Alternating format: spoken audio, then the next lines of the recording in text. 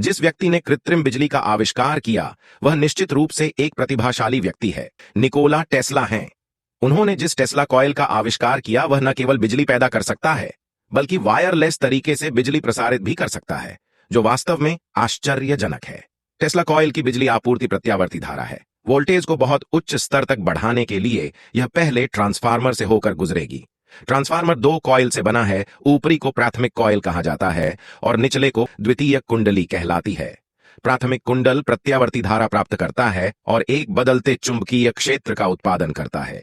द्वितीयक कुंडल चुंबकीय क्षेत्र से प्रभावित होता है और एक नई प्रत्यावर्ती धारा उत्पन्न करता है। ध्यान देना, द्वितीयक कुंडल में प्राथमिक कुंडल की तुलना में बहुत अधिक घुमाव होते हैं, इसलिए यह प्राथमिक कुंडल की तुलना में बहुत अधिक वोल्टेज उत्पन्न करता है। यह ऐसा है जैसे कि यदि हम श्रृंखला में कई बैटरियों को जोड़ते हैं तो कुल वोल्टेज बढ़ जाएगा।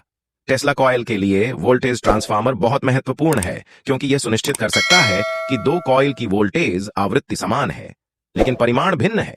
इस घटना को चुंबकीय युग्मन कहा जाता है। ध्यान दें कि टेस्ला कॉइल का एक अन्य प्रमुख घटक गुंजयमान सर्किट है। एक अनुनाद सर्किट में एक संधारित्र और एक प्रारंभ करने वाला होता है। संधारित्र चार्ज संग्रहित करता है और एक विद्युत क्षेत्र उत्पन्न करता है। प्रारंभ करने वाला एक चुंबकीय क्षेत्र संग्रहित करता है और एक चुंबकीय क्षेत्र उत्पन्न करता है, और यदि हम उन्हें एक साथ जोड़ते हैं तो एक बंद लूप बनता है। इस सर्किट में चार्ज दो घटकों के बीच आगे और पीछे प्रवाहित होते हैं, जिससे एक आवधिक दोलन होता है। एक गुंजयमान सर्किट के दो फायदे हैं। सबसे पहले, यह ऊर्जा को दो रूपों के बीच परिवर्तित करने की अनुमति देता है। दूसरा, इसमें एक निश्चित दोलन आवृत्ति होती है जो केवल कैपेसिटर और इंडक्टर्स से संबंधित होती है और इसका बाहरी दुनिया से कोई लेना देना नहीं होता है। यह ऐसा है जैसे हम ध्वनि अंतर पर दस्तक देते हैं। ध्वनि अंतर एक निश्चित ध्वनि आवृत्ति उत्सर्जित करेगा। यह आवृत्ति केवल ध्वनि अंतर की सामग्री और आकार से संबंधित है और इसका बाहरी दुनिया से कोई लेना देना नहीं है। यदि हम एक ही आवृत्ति के दो स्वरों को एक साथ रखें तो जब हम एक पर प्रहार करेंगे तो दूसरा भी कंपन करेगा। ऐसा इसलिए है क्योंकि दो पिच अंतरों के बीच एक अनुनाद घटना होती है। अब हम ऐसी के लिए टेस्ला कॉइल पर वापस जाते हैं। ट्रांसफार्मर से गुजरने के बाद बिजली एक अनुनाद सर्किट में प्रवेश करती है। इस अनुनाद सर्किट में एक कैपेसिटर और एक प्राथमिक कॉइल और एक विशेष स्विच शामिल होता है जिसमें दो धातु की गेंदें होती हैं।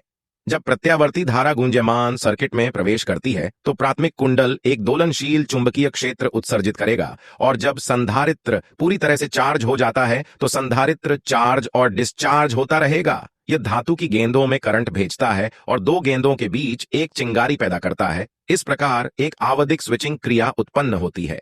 इस स्विचिंग क्रिया की आवृत्ति अनुनाद सर्किट की आवृत्ति के समान है, लेकिन यह ट्रांसफार्मर की आवृत्ति से भिन्न है, जिससे प्राथमिक कुंडल उच्च वोल्टेज उत्पन्न करेगा और अनुनाद सर्किट की आवृत्ति पर दोलन करेगा और दोलनशील चुंबकीय क्षेत्र मध्य में घुमावों की संख्या कई माध्यमिक कुंडलियों को प्रभावित करेगा। यह दूसरे ट्रांसफार्मर के बराबर है। यह द्वितीयक कॉइल के वोल्टेज को चरम स्तर तक बढ़ा देगा।